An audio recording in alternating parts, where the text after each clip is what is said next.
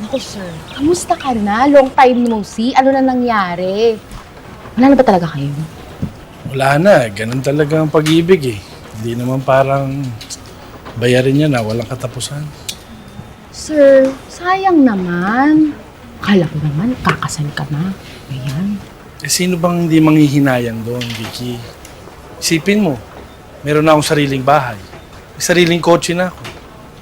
Asawa na lang talaga kulang. Asawa, sir? Naku, sir. Expert ako dyan. Ang kailangan niya, sir, maghanap ka na agad-agad as soon as possible. Ganun. Okay? Saan ako maghahanap? Baka ikaw, pwede ka. Ay! Sir, kung single lang ako, sir. Ikaw talaga, sir. Hindi na ako bumabata. Sir, pakiulit, hindi ka na bumabata.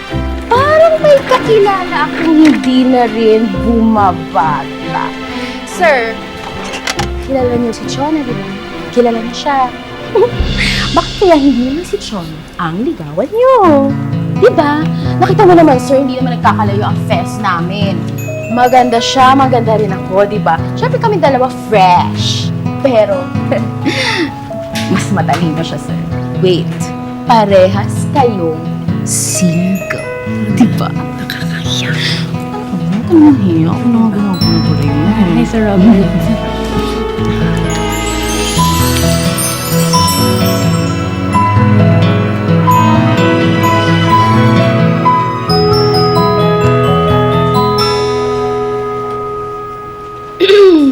Sir, sir. Meron po tayo pipirmahan pa, sir. Ito. Oo nga pala. Sorry ah. Sabi ko, oh, bakit? Maganda siya. Bakit hindi? So yun, so nag-start kami mag-date. Kakain-kain kami sa labas, ganon. Banana cute sa guba? Hindi. Hindi mo na alam.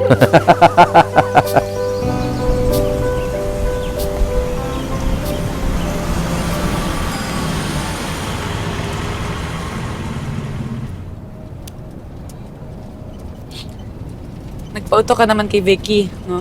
Hindi naman sigurong masama na hatid kita sa Batangas para ma-meet mo yung family mo. Well,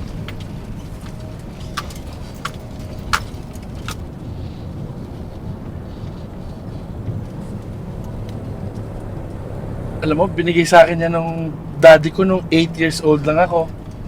Nung mga panahon na yun, naniniwala pa ako kay Santa Claus. Santa Claus.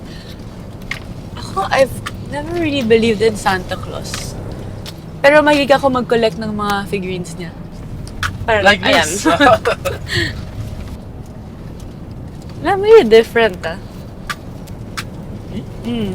Bakit naman? Kanina pa tayo magkasama and until now, you still haven't asked me kung bakit single pa rin ako. Well, siguro kaya hindi kita tinatanong kasi hindi naman yung tanong ko sa sarili ko. Di ba ba't kita tatanungin kung single ka? Kung single din naman ako. Diba pag babae kasi, ang tingin ng mga tao sa amin parang dilatang na may expiration date. So pag babae ka, single ka pa, in your mid-30s, edi expired ka na. Ganon? Yeah. Pues ako, kumakain ako ng dilatang expired, kaya bubuksan kita. Yeah, just kidding aside. Eh, ako rin naman expired eh. So, parehas tayong expired. Tanda na natin, no? Hindi naman. Bata ako. Takot akong tumanda. Pero ngayon na medyo nandun na ako, matanda. Mas nakakatakot parang tumanda mag-isa. Sumuko ka na ba sa paghahanap? Di naman. Ikaw? Hindi pa rin. Naniniwala nga ako eh, Santa Claus.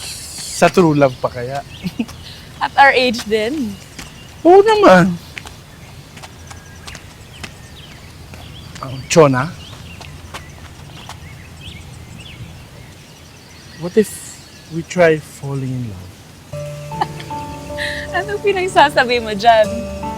Yung maging tayo na. Look, matagal na akong vet. Kinagat-kagat na nga lang ako ng aso eh, sa tagal. maybe it's a sign? Maybe, ikaw, anong feeling mo? Well, I feel the same way naman. Actually, nakakalungkot pag naiisip ko na ako lang ang single sa office, tapos lahat naman ng mga kapatid ko, married. What if magpakasal na tayo? Robert, ano ka ba? Hindi mo pa nga ako nililigawan. Hindi ba masyado na tayong matanda para magligawan? I mean, kailangan ko pa ba sa'yo pangako yung langit at tala? Jonah, you're beautiful. You're smart. You'll be my perfect wife.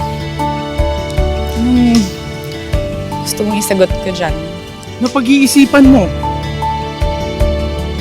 Look, let's give each other 12 days para pag-isipan. Parang 12 days of Christmas naman yan.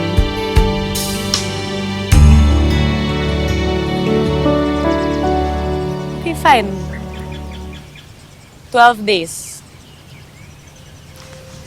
I'll think about it. Doon siya boboto sa Lemery. So, sabi ko, sige, ipagmamaneho kita. Then, yung haba nung biyaheng iyon, nagkikwentuhan kami tungkol sa buhay ko, sa gano'n. Wala na, hindi na kami dumado sa stage na kukuhanin ko yung between, ibibigay ko sa'yo. Yung gano'n na napakaganda mo, yung ganito. Wala na kaming bulahan eh. Ang sabi ko sa kanya kung sa tingin mo, pwede kang mag-fit doon sa buhay ko, go. Pero kung sa tingin mo, hindi, huwag na tayo magbulahan at matatanda na tayo.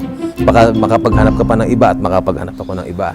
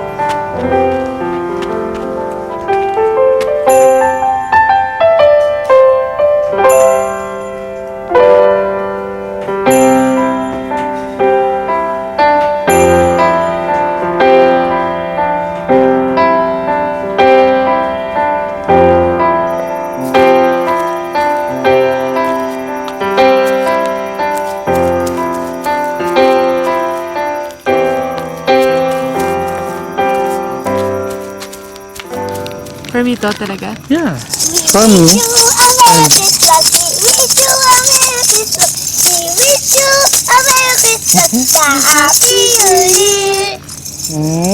Mamamas ko ka ba? Opo.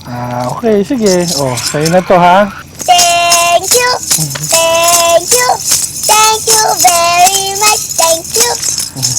Yun na. Dapat ako din. Mamamas ko ka rin. Salamat ha. Kamusta yung client mo? Nandun na naman ba yung Okay makulit lang. mong client? Medyo. Minsan lang. Jonah, Ano? napag-isipan mo na ba? Bago ko sagutin, ako muna magtatanong sa'yo. Ano yun? I mean, you've waited for 12 days naman. Baka may nakita ka ng iba na mas maganda, mas bata, hindi expired. Ano ka ba? Ako pa? Hindi kaya ako two-timer. Tsaka, hindi ka naman kaya mukhang expired. Ay! Wait!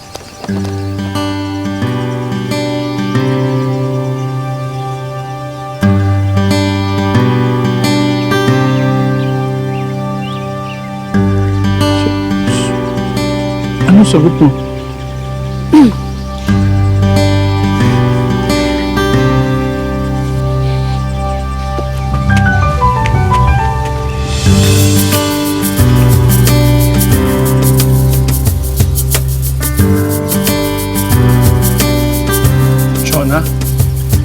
Will you marry me?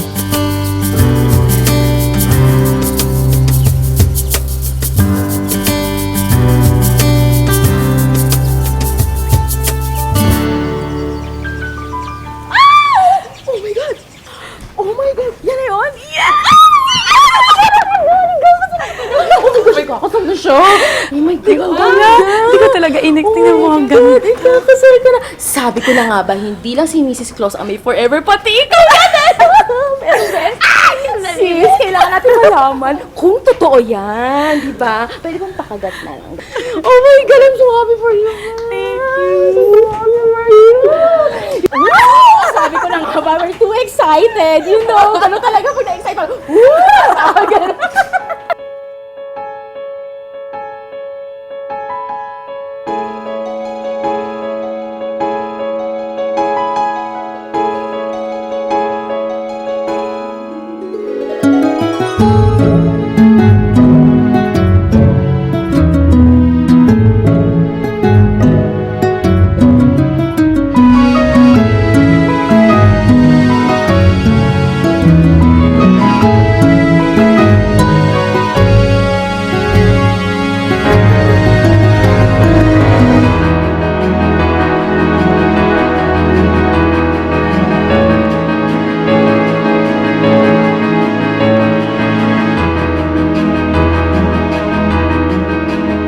So siguro after a month, nabuntis na ako. Tapos sabi, ay hindi kasi ho, yung may edad na ho si Mrs. eh. Kaya nagkadalawa kaming anak kasi ang gusto niya talaga babae. Ho, ho, ho! Merry Christmas! Bago pumatak ang hating gabi sa bisperas ng Pasko, dumarating si Santa kasama ang mga reindeers niya. Bibigyan niya ng regalo lahat ng mga batang naging mabait buong taon. Oria, nag-wish ka na ba kay Santa? Yes! Very good! Oh, parang nakatulog na yan si Eugene. Sobrang pagod. Nabulata sa kwento ko. Ayun yun ang wish list. Mami, ano wish mo? Wish ko. Natupad na. Basta we're all together as a family every Christmas. Masaya na ako. Ako din. Yung wish ko, nasa harapan ko na. Okay, baby.